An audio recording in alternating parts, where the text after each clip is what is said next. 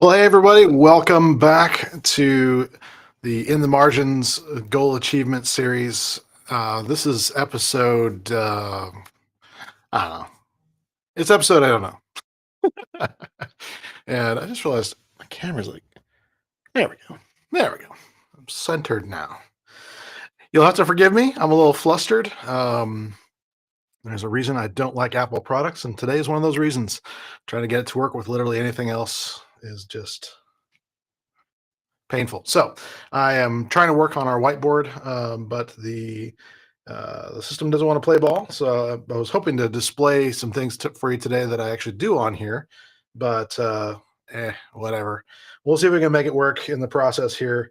Honestly, it might just be one of those things where I just end up ignoring it and going from there. So as not to cause additional issues.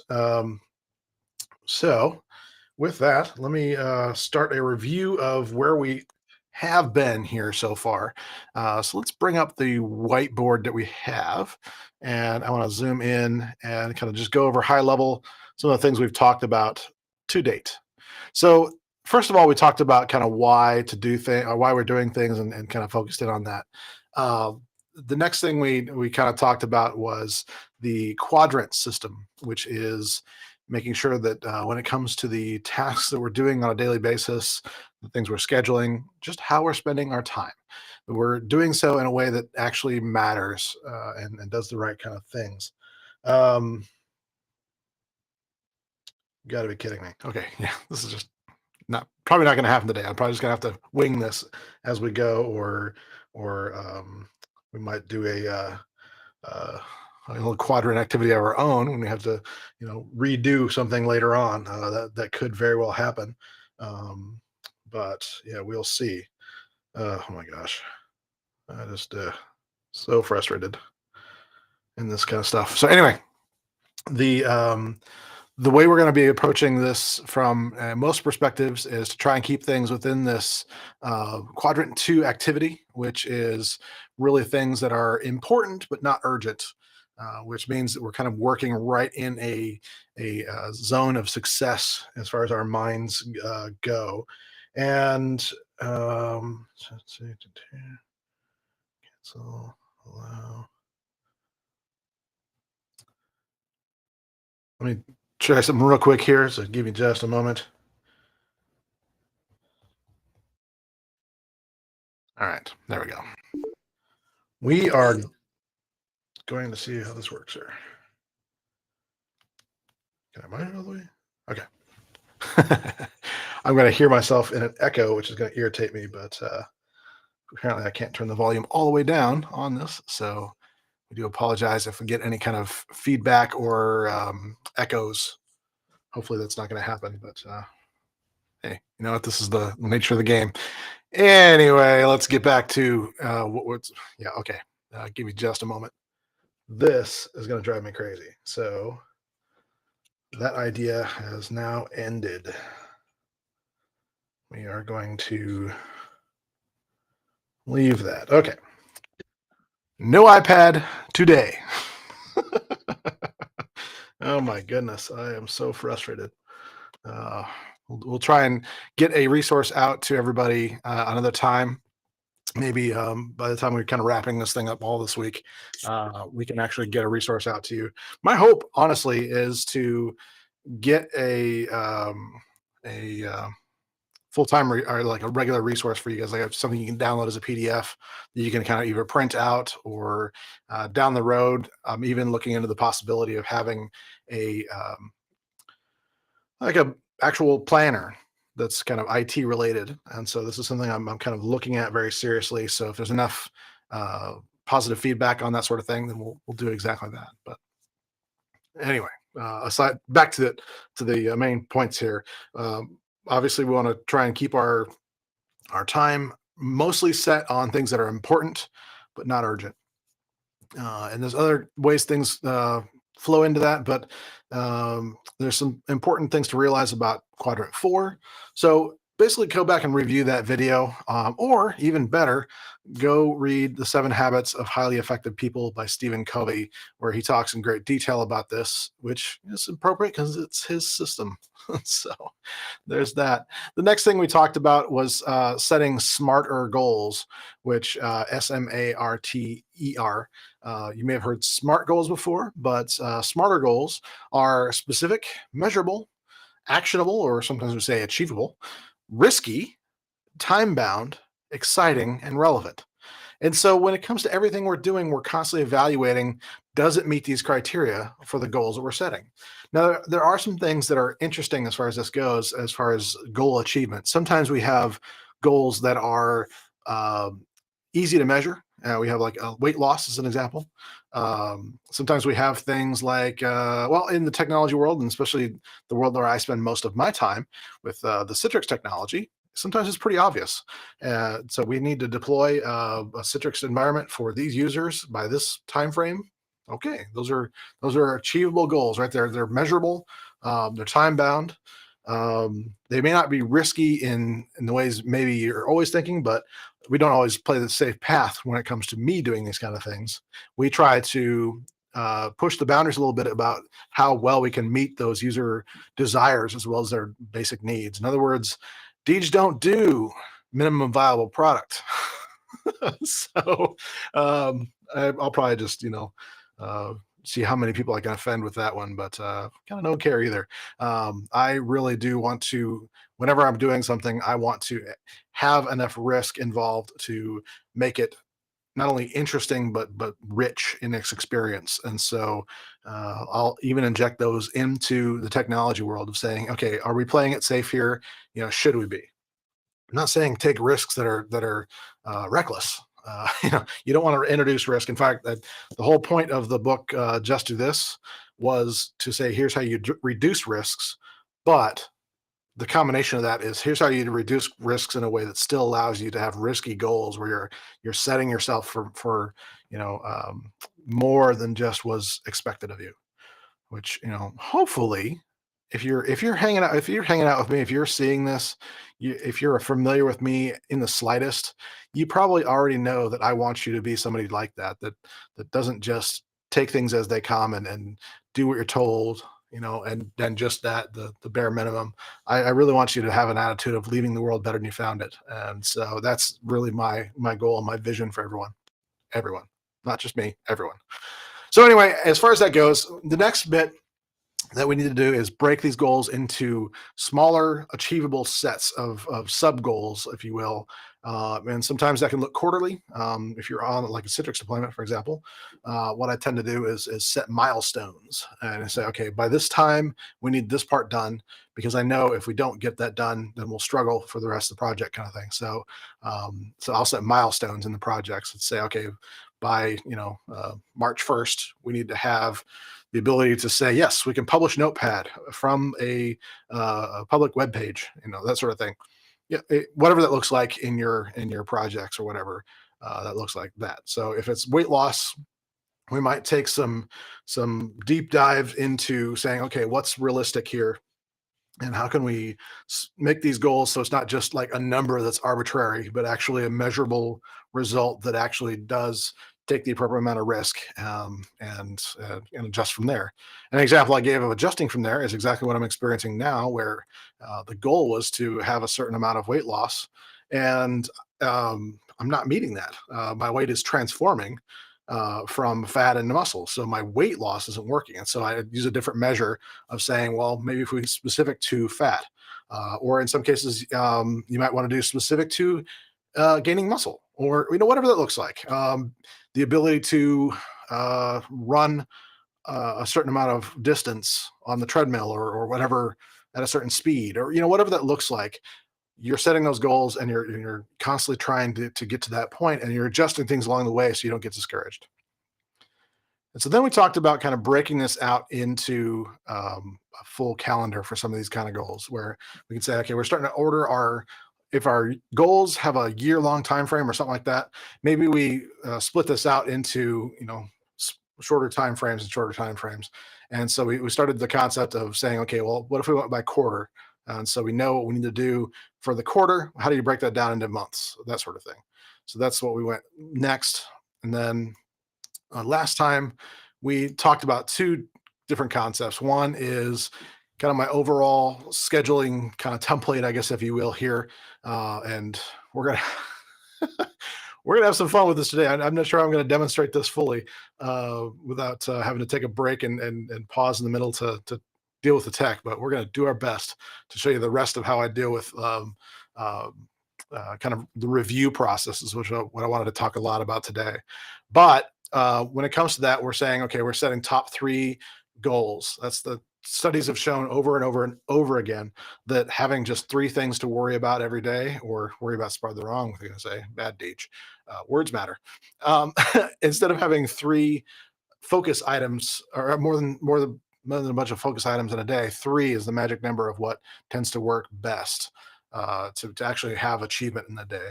And if other things are, if once those are done, if you want to get into other things, it means one of two things. One, you might not have taken that as a risky enough goal. You might need to adjust how you're presenting those top three every day, or it just means that you've been working towards something multiple days. And I'll give you an example of that, like I've been doing lately. So there's some things that stay at top three item, even if that carries into multiple days. So we'll get into that. But we talked a lot about how to break this down in a practical sense of saying, okay, we go from yearly to quarterly to monthly to weekly to daily.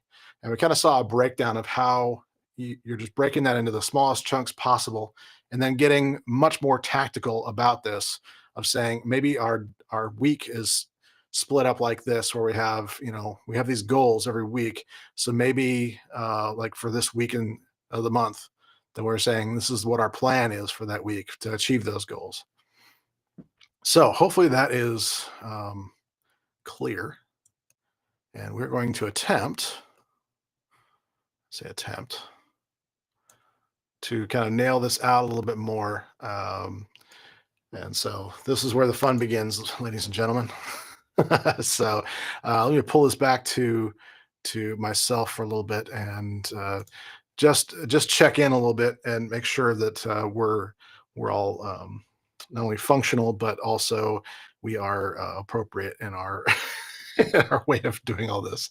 So what we mostly want to do here is um, uh, kind of break this down. So the main thing is that we want to have a weekly top three that we're going for every week. And so what I do is I mentioned last time that I'll tend to want to review my goals overall from a strategic standpoint of saying, okay, this month I want to work on this to break this into that smaller chunk, and it becomes much more of a overall strategy. Well, when you're every week, what works best for me, even though I'm not always consistent about it, I must confess, is to take a few minutes and say a few minutes, more like an hour or so, to really break down and review everything you did last week. And this, by the way, is why keeping a written planner makes so much sense, because then you can go back in time and just making sure I don't have anything confidential. Actually, what I'm going to do at this point is pull up a blank planner. Give me a moment. I didn't prepare for this, but I also thought I'd have something on the screen. So give me a moment. I'm going to grab next quarter's planner, which hasn't actually started yet. And so this is actually brand new, fresh. Let me show you this thing.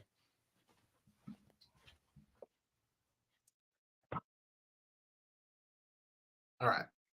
So that's a first, huh? You'll never see me get to walk back there. This is the Full Focus Planner from the Michael Hyatt's company, Full Focus. And so this has been my kind of go-to for some time. Like I mentioned yesterday in last section, that I have been experimenting with doing this electronically. And honestly, I am not satisfied with the results. And it's not working the same way. It's more, I'm finding certain things like review to be more difficult. I'm also finding a tendency to just copy and paste everything from day to day, which is kind of making it a little too easy to keep things in my parking lot or the tasks area, and I'm not as engaged with my goals as I think I should be. So we're gonna hope for the best here, but I actually chose this one specifically because it has a this binding here.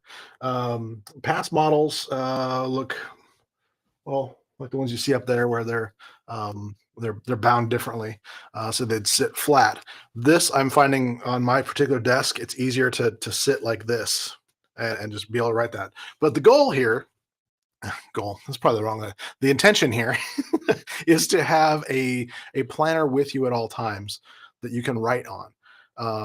And so, like I said, I've experimented with this like multiple different ways, and ultimately, what I keep coming back to is that a physical written planner just seems to still be the best. So the this sits on my desk at all times. Actually, you can't really see it, but if you picture my hand going right down here, boom, I just hit the planner.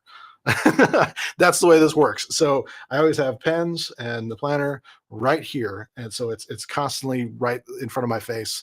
I've been trying to do that with the iPad too, and it sort of works, but it's just not. It's not been the same. Sorry, sorry, not sorry. So anyway, here's a breakdown of this particular system, and I don't have like an affiliate link or something like that to really to give you. If I can, figure that out, I might just email the people on my email list that sort of information if I can figure out. But fullfocus.co, is that right? Wow, I am super flustered and obviously prepared today. Um, I will find that out, and I think it's just fullfocusplanner.com is the address to go to get these. And so, and this is it's a little bit more of a premium product, but dang it, you're a premium person. They have lots of options, different sizes. In fact, one I'd experimented with is this one I showed earlier, which is more of a pocket-sized one that I did like, but I found it a little bit more difficult on the desk. It's a little more portable, obviously, but there's just some things that I didn't really find as useful. But anyway, so I want to get some key things to you here. First of all, start off with the annual goals. You're starting by writing those kind of things out. Um, and yeah, so hopefully that link, I'll yeah, fullfocusplanner.com. So you write out your annual goals here, right? You start with that. So that means that every quarter when you get a new planner, you're rewriting your annual goals. You're doing that review ahead of time. So like I mentioned last time, my goal is to be in front of the pool for a little while and kind of review everything that's been going on and kind of re-smart or re-smarter my goals. That's my goal, my intention. Words matter. So anyway, you do that, and then a lot of these you'll have in this particular planner. It's kind of nice because you can set which quarter these apply to. And so I might have some goals like later this year. I plan on publishing my next book. It's a bigger undertaking. It's an actual fable, so it's a much bigger thing. It's already in process. It's already in progress as far as the book itself. I've already started the writing process. But here's the thing. I decided to put that goal off until later in the year so I could focus on some of the other things I'm doing. So this quarter was focusing on consulting work to kind of rebuild some things financially, kind of get that sure thing, So some things like that. And the next quarter will be largely focused on a course that will be kind of my masterwork as far as courses go, but it's going to use some of that story within it. So it'll kind of be a good way to re-inspire myself so that during quarter three, when I'm redoing the course for a second time, I'll have more free time on my hands since most of the material will be already created. Then I can use that time towards writing the book. And so, as far as this goes, I'm still going to be writing all of the goals that I have. I just might have a different quarter for each one. So, like, I'll say that my first goal for the year, what my first goal for the year was during quarter one to make a certain revenue number with consulting work to be able to support myself for another quarter. And I met that goal. I'm proud to say that that was a goal met this year. It took some doing and some tenacity, but we got there. We do what it takes. So anyway, you write that down, and then what you can do if you like is on each of those goals, you can break them out into detail on these pages. And so during your review process, you're going through and actually writing these down. And so that is that part of it. A lot of the stuff is also optional. Like you'll have things like monthly calendars. Um, I find these, I don't reference back to them as often, but during the planning phase, sometimes it does help to say, okay, I've got the EUC Masters Retreat end of this month. And then just directly, right, literally the next day, iGel Disrupt here in Nashville, right? So those go into the calendar because I know those are days that I'm not going to really be working towards the goals that much. There's probably not going to be much of a top three in those days. If there's a top three, they're not going to really be significant impact items or taking a significant amount of time. I might still have top threes for the day. I always do, but they might not be the difference. So I know that in advance as far as planning, and that way I can set goals that are realistic for that time frame. Okay. So and some people do rolling quarters. I don't. I probably should get more into that, but I just don't. As far as the way to plan out the year. There's some other things in this plan I'm not going to go into. I think another time we might get into rituals and kind of daily activities and goals that are kind of fit along with like key projects, ideal week. There's a lot of things in here. It's a very rich system, very highly recommended. Until I can get you something that's more specific to us as IT people, this is what I choose. All right. So anyway, this is going to not go well. Hopefully, if you're viewing this on a mobile or something like that, and this is not going to be good resolution, I apologize in advance. We'll try and get some of these themes up on the screen here, but basically, what you're going to see is a couple different things. Notice that one of the things I like about this particular system that is not true of some of the others is there's no attempt at putting a date or a calendar on here. You fill that in. For me, it sounds weird, but it gives me an awareness of what day it is. So I start out my day doing that every day. It's weird, but it works. These little things like so you're going to define your big three, just like we talked about previously. You're going to define, okay, what are the top three priorities for today? We're doing that based out of, okay, what is the top priorities for the year, the quarter, the month, and then the week. And so once we've set our weekly priorities, actually, let me get to another page and actually show you that part of it. I'm just going to pause. So I think I skipped something that's really important, and I'll just come back to it here. So what you're going to do is at the beginning of every week or thereon, maybe the end of the week, whatever, before you start working on the next week, regardless, there's a process of doing a preview of saying, okay, go through what did I accomplish this week? What things were my wins? What was accomplished? Those kind of things, and then go on to kind of an after action review of your goals of your big three for the week, right? And saying, okay, what do I need to work on? What's still pending? Is there a percentage of complete you can put to something like that? What do I need to improve, stop, or start or stop? Whether it's going to be something that needs to be kept or killed. That's where you define that. You would also have some like just a sweeper where you're just going back through previous all the week, and you're saying, okay, here's some things I need to do for every single day. I'm looking for tasks that I deferred, so I don't forget about them. We'll get to that in a second. We're looking for things that we've delegated. So here's the things that I've again put into that were in my my quadrant one that now need to be into somebody else's quadrant two, right? So I'm saying, okay, I'm going to delegate this task to you because this is something I need to be focused on something else. And you get to done. It's great having like an assistant or a partner or a team member, whatever that looks like. And then another thing about a written planner is the ability to have daily notes you have right there. And so I find a lot that I'll end up reviewing those daily notes and saying, you know what, that's something significant I need to remember for tomorrow or for next week.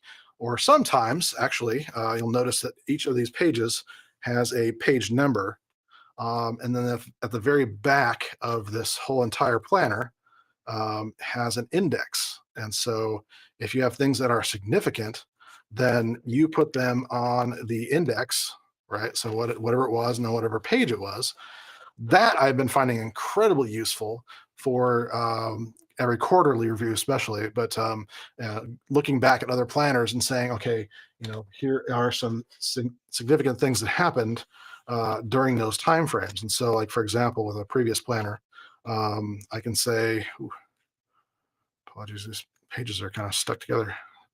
Oh, that happened. Uh, okay, I guess I won't be on that example. There's some surgery needed there. I don't know how that happens. Sticky fingers, I guess. But you'll have significant things that you can go back and look at. It turns out that, and this is a little embarrassing, but I'll say it anyway, that the um, year ago almost now, yeah, yeah, that I found a video that I'd recorded, and my intention was to use this for a way for people to understand how IT documentation works and what they should be expecting. And it was also something where it was intended to be kind of a front end for a course I have on that topic, right? And so what I found was that somehow in the hustle and all these things that went on in my life, that I somehow just completely forgot about this whole thing, like the whole thing. I don't do marketing for a living. This is not it's not my primary thought is that I know poor Deej. But the thing is, I'd forgotten about it completely. And so when I found that video the day, I was looking at the date and looking at what is what is this? And it turns out that I had written myself a note that day, but somehow it didn't make it into the index, and so that was bad on my part to not put that into the index. So that means something when you're actually going through and reviewing each week. You're saying, okay, are there notes that need to be dealt with now, or this is something that's significant enough that I need to put into the index so that I can reference back to it later. So a cool system in that regards, to be able to just go, oh, it's on page whatever, and you just go right to it, and you don't have to worry about all the funkiness there. So and then looking at the next week, saying, okay, what things are going on in my personal life, professional life. Um, Maybe you're also looking at some other priorities that other people have and that sort of thing. And you're kind of like just at a high level, very uh, strategic, I guess, in that way. You're looking at those kind of things and saying, okay, how can I break this down? And so you say, okay, there's the overview of the week. This is something that's really good. What are the themes for all these days?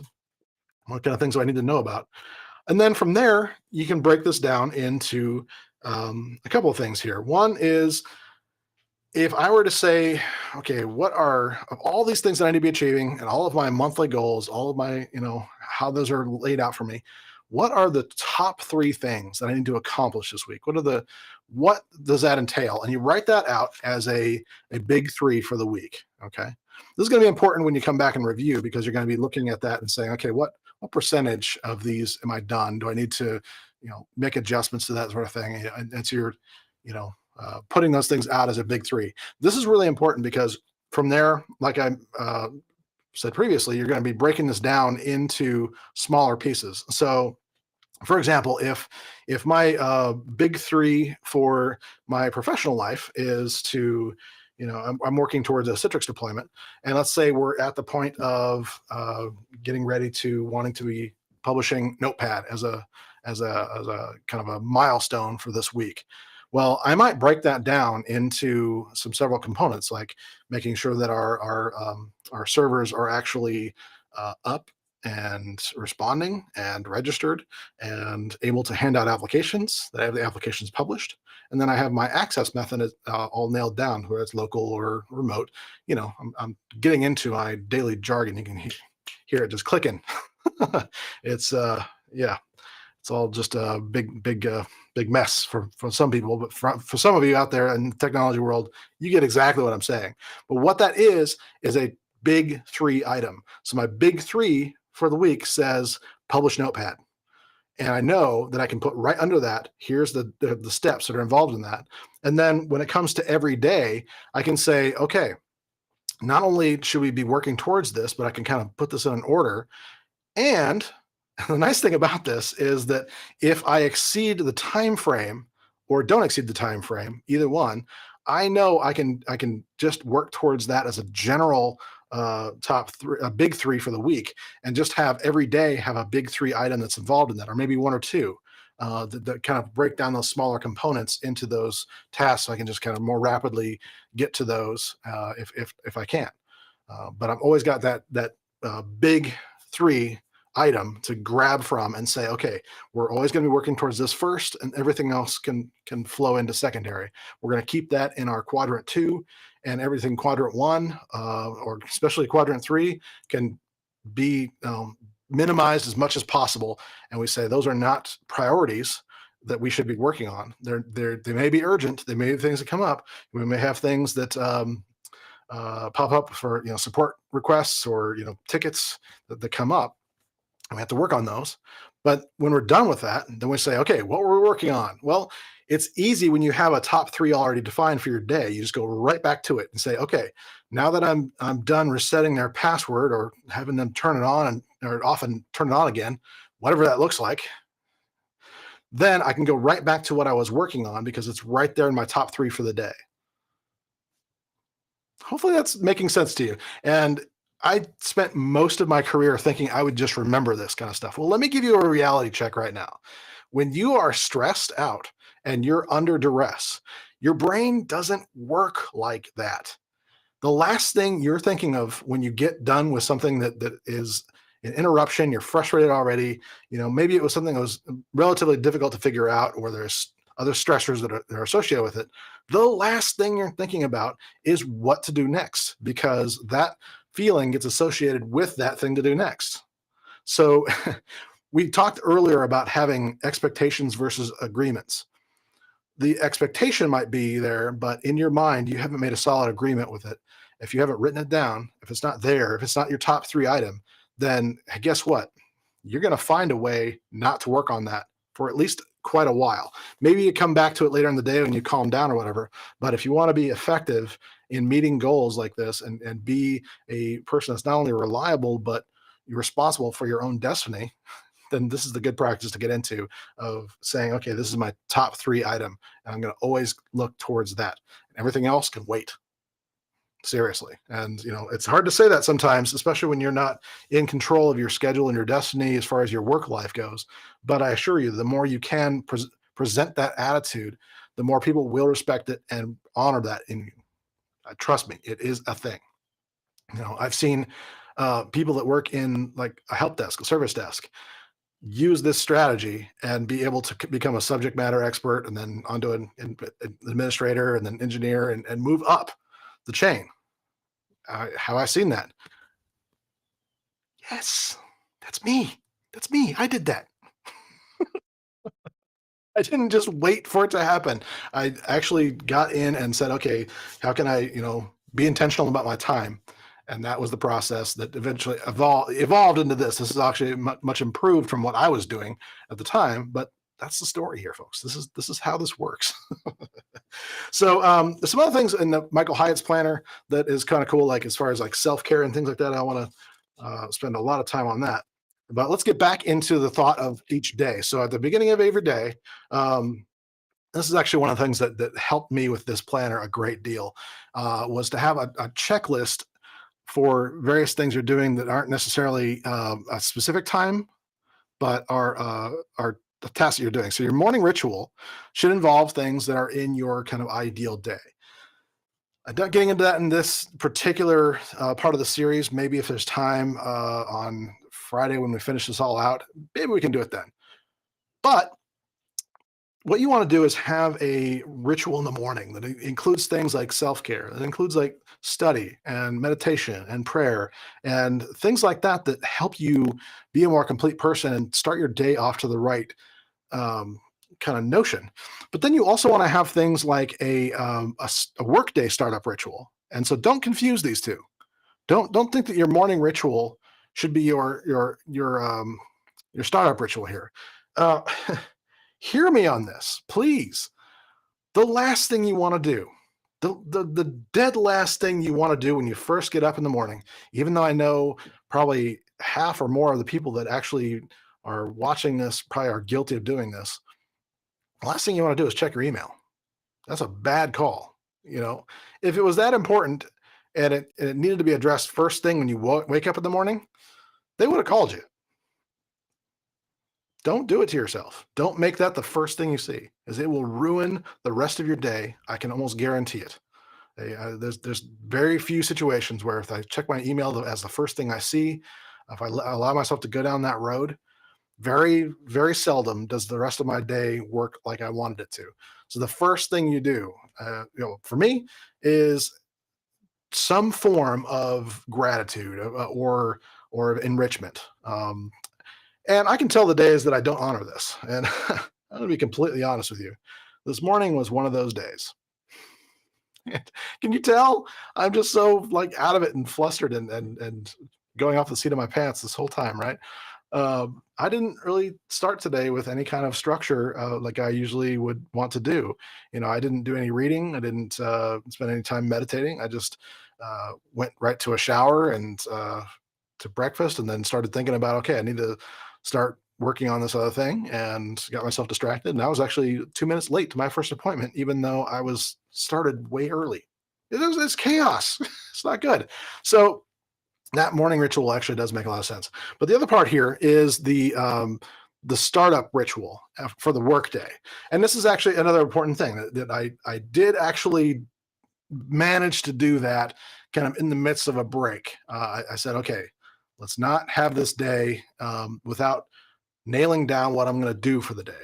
And so writing into my planner, okay, what are my top 3 items for a day? So this is the big three. So it's 3 things, right? So you're focused on the big 3 on a daily basis from your weekly top 3. Now, that does not mean that these have to line up exactly with your other ones. In fact, in a lot of cases, for me especially, having multiple things that I'm working on in multiple different avenues, a lot of times my top 3 for a day might all have to do with only one item for my top 3 of the week. Sometimes it might be something that is just important enough and time bound enough that it's not part of my weekly top 3, but it is something important enough that I need to prioritize it for that day. And so I'll put it into the top 3 of the day.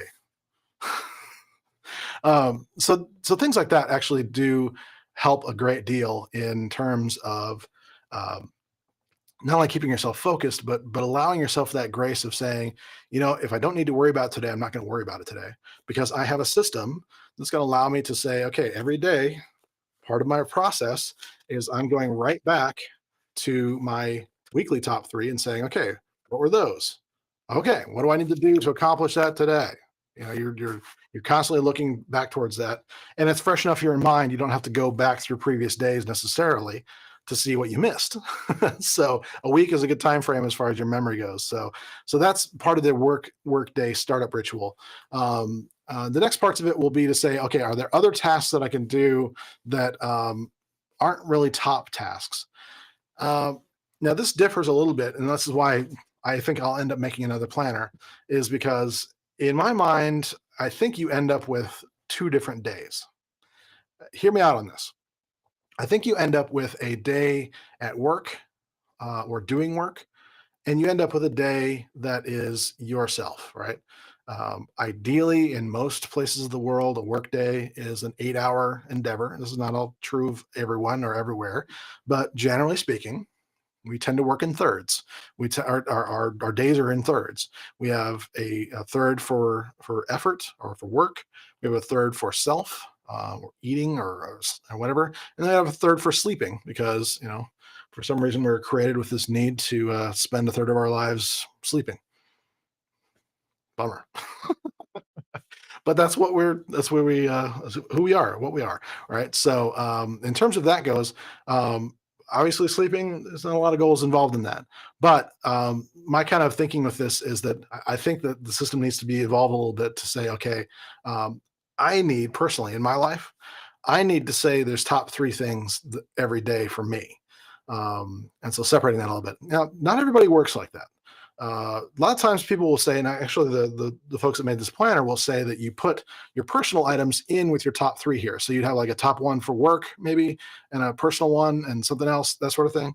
And I think that works. But for me personally, what I want to do is be a little bit more open about that as far as like my time frames of the day. So I can look, it's a work time. Okay, I'm going to focus on this, but but the thing is, what we want to do here also is say, what about those margins? And that's why I'm calling this in the margins for this series, right? So what about the times in the margins? What about the times that aren't necessarily work top three items?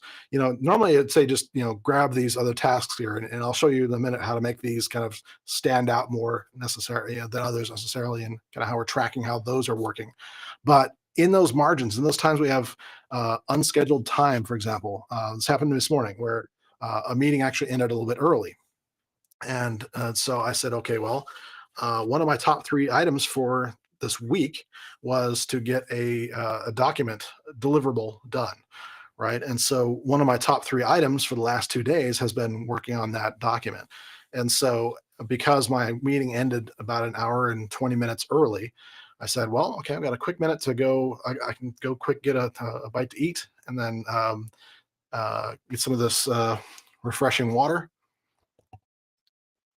Lovely. And then I can work on this document, up until a certain amount of time that I'd normally be that set aside for prepping for this broadcast, right? So that's exactly what I did. I put about roughly an hour into this document. So now I'm a little bit ahead of where I thought I would be for the day, right? But that was because of the top three item. I said, okay, I can fit that in my margin here. Now, what would happen if I said, well, I've got some free time. Let's cruise YouTube, or whatever, And there might be some time that I've spent. Actually, one of my top three items has been growing my LinkedIn network. So every day I'm actually spending time on that on purpose. I'm not just spending idle time. It becomes kind of like that in a way, but at the same time, I'm doing it in a structured manner to kind of keep that into the right lanes, I guess you could say, in my mind, of saying, I have certain intentions about, I want to connect with this many people. I want to have, this much engagement, and, and measure this, as I go. And it's working. It's been great. But the reality is that if I don't have that as part of my top three, uh, if I fall into it, it'll be by accident, right? And if I don't have that attitude of saying in the margins of my time, especially those unplanned ones, if I don't kind of make myself such a harsh way to say that, but it is true. If I don't have the intentionality of, if I don't have the intentionality of serving myself in that top three, in other words, when I say serving myself, I mean not only a sense of accomplishment and like that, but having that time well spent means I can spend more time relaxing later, and that just works well. I mean, it just does. You know, uh, there's little siestas and stuff like that I'll take during the day. Absolutely, I'll make that a priority in terms of some of those purposely unstructured time. I'll do that too. That gets more into life planning than anything else, but you get what I'm saying. So when you have, especially the unstructured time or time where you need to recover, those sort of things, having those top three items or things you can grab from are really important. Now, sometimes you'll have top three items that rely on other people. Um, and this is often where the things like here, which is just writing out your schedule. If you're like me, you end up with a schedule in multiple different places. So this is I'm going to sound like I'm complaining here, so fair warning. But I have to have six calendar. Actually, thank you, Cloud Service Group. I have 7 calendars that I now maintain for myself. I know. Um, sorry, it's just the way it is. But there are 7 different calendars that I have to keep track of, and so this actually does help me out quite a bit because I can actually say I can aggregate all those in the first of the morning and say what do I need to know, and especially those ones that aren't talking to the same system, ones that I can't put into Outlook, that I have to have other web pages open just to see what my next appointment is. Eh.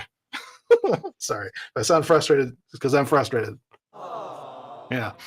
But it allows me here to say, okay, I can aggregate all that here and know what's important. But it also let me see, what do I have room for? What do I okay, maybe I have something from 8 o'clock to noon, and then this happening now, and then I've got another thing at 2 o'clock. Well, there's a gap there. What am I going to do during that time from noon to 1 o'clock? It's going to depend. In this case, I'm going to go, spend some time with my wife because, I've got an hour. And the great thing is, I had some unstructured time there, right? So from 10 o'clock, 10:40 on, right? I had some unstructured time that I could work with.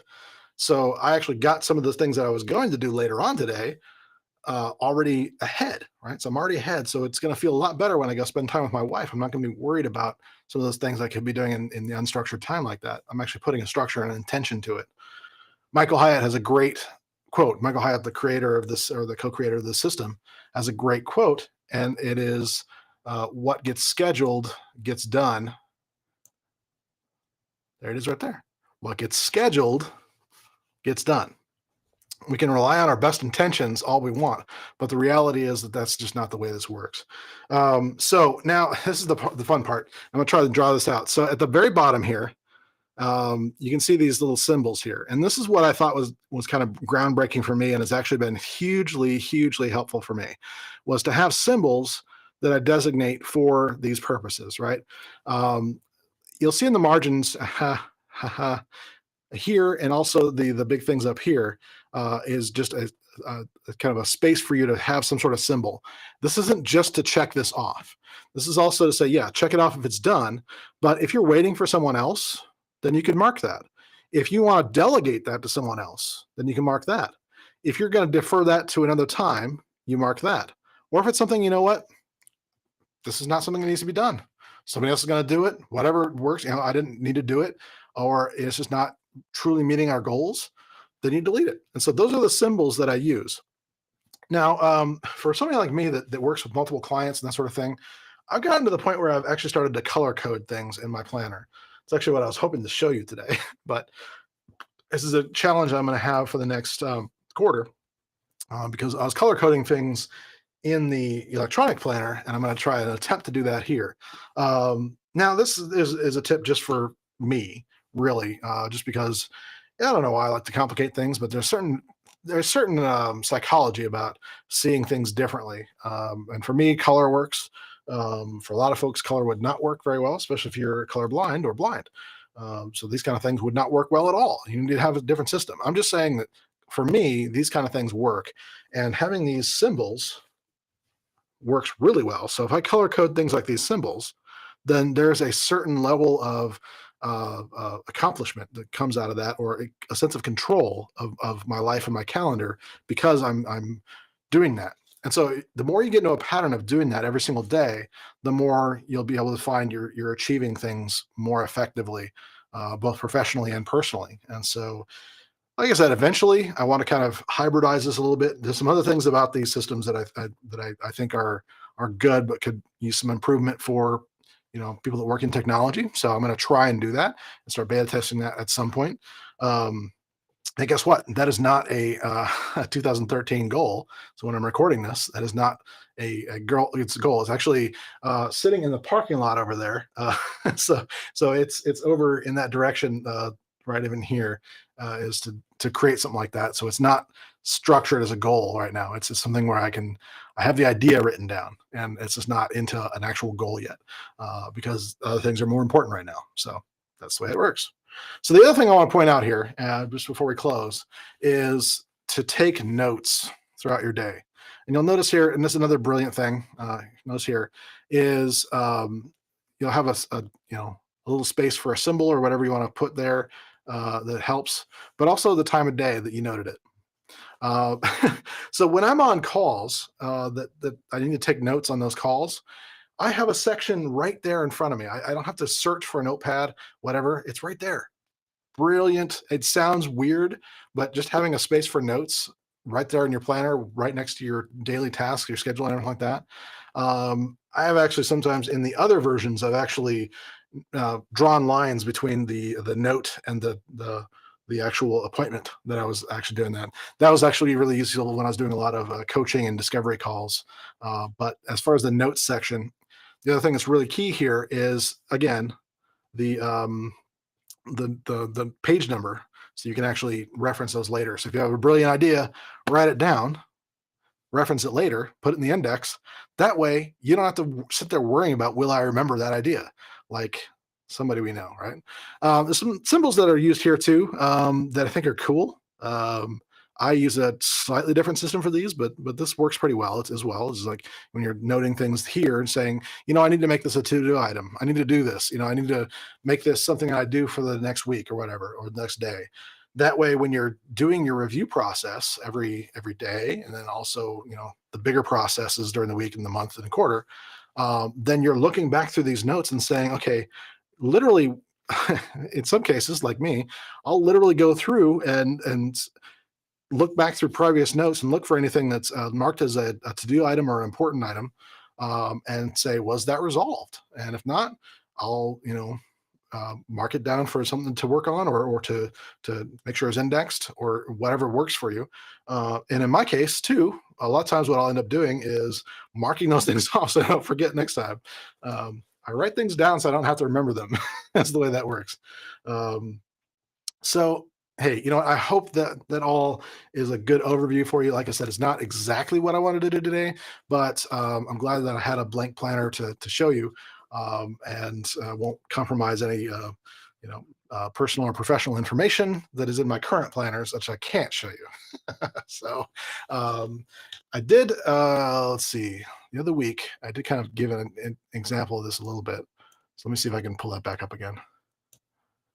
No. And guess what? Those work like you think they're going to work.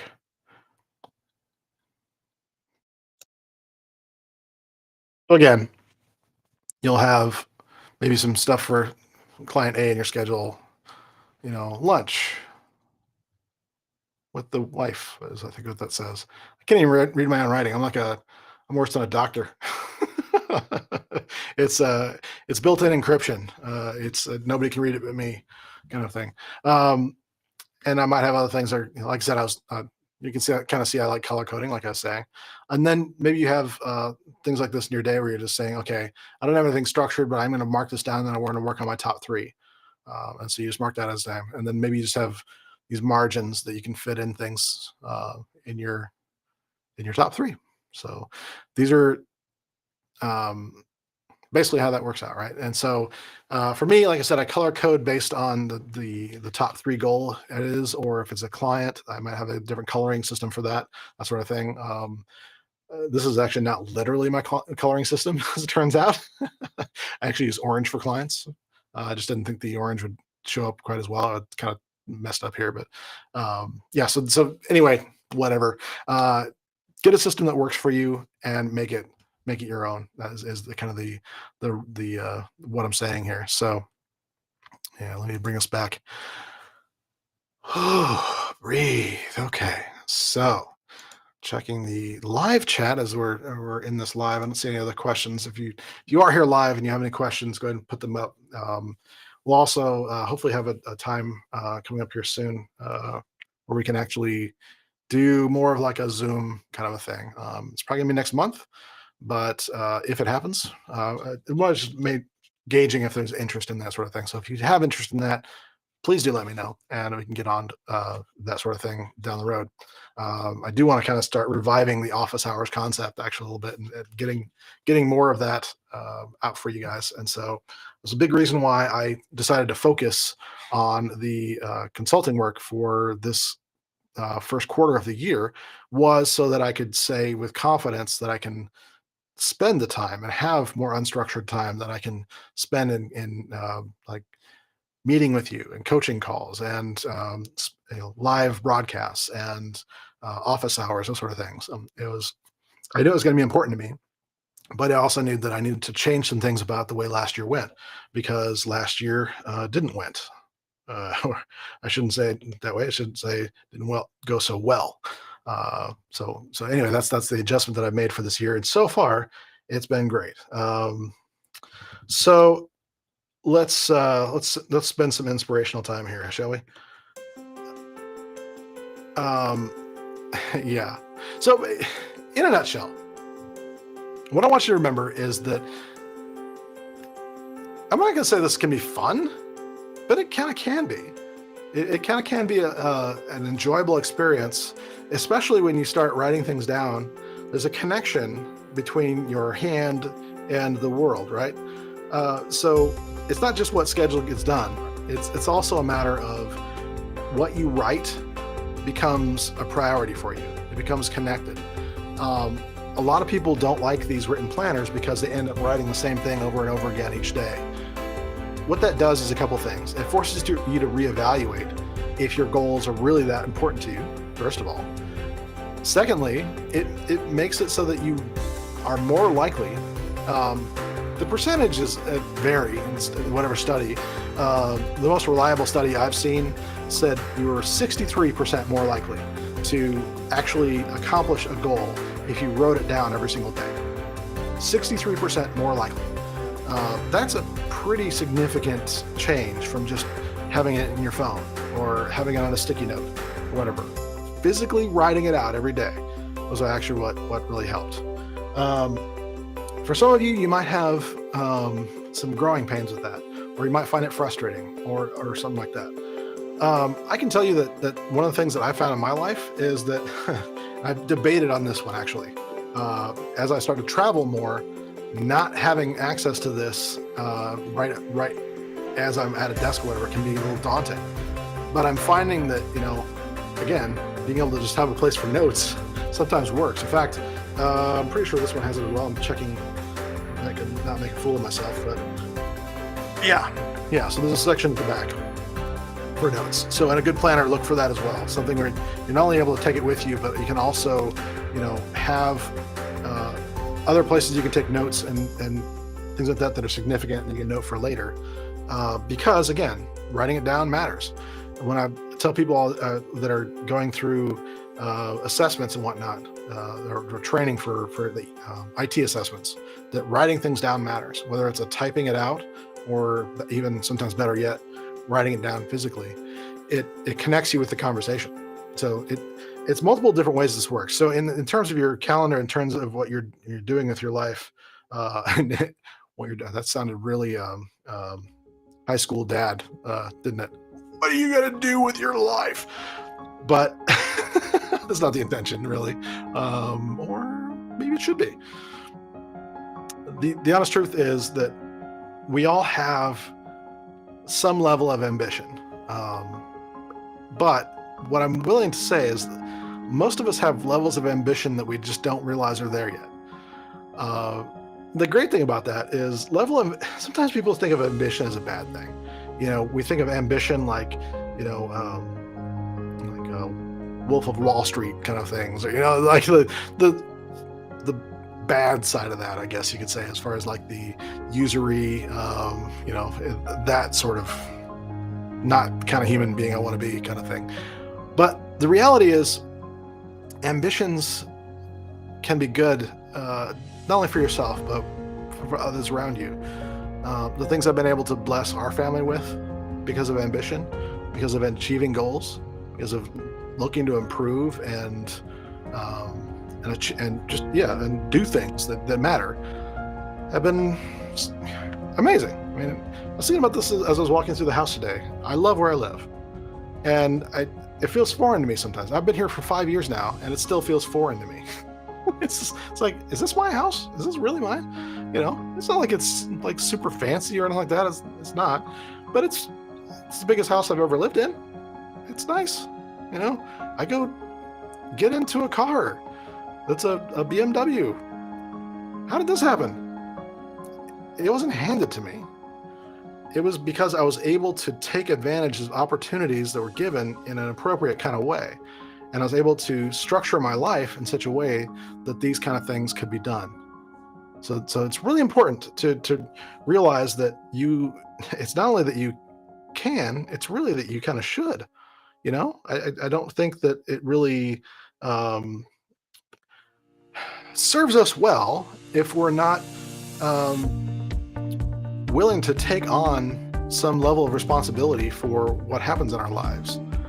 It sounds easy to say things like that, but I mean really. Like, if you're not willing to write it down, if you're not willing to spend the time to actually, do that, it's not like we're asking a lot here.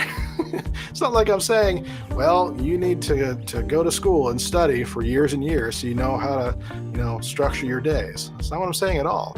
I'm saying, like, even an hour a week working on this from a general concept of intentional time to say, this is what I want to do with my life this week.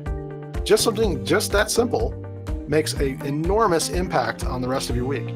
And I meet people all the time, especially in the IT world, that don't seem to think that would ever work for them. They think it's just for people that are in sales or management or whatever.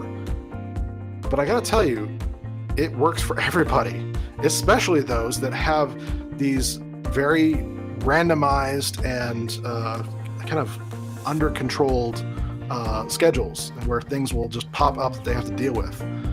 The more you spend the time taking intention over your life and saying, this is what I'm doing and why, and here's how I'm going to do it, and setting those smarter goals for yourself. It doesn't matter if there's something simple like, losing weight or whatever, whatever that looks like for you.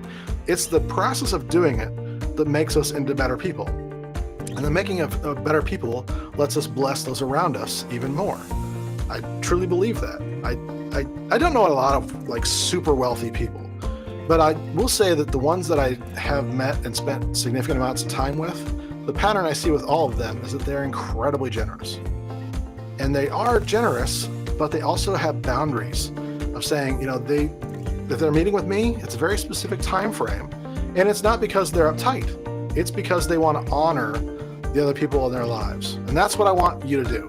Honor the other people in your lives by taking control of your schedule and fitting things into the margins instead of trying to be a panic. All right? Awesome. It's great to be with you today. I hope this is helpful to you. And I'll close it there. Not seeing anything comments or anything like that. So what I'll just say in closing is, once again, you're here to thrive. So get after it. We'll see you next time.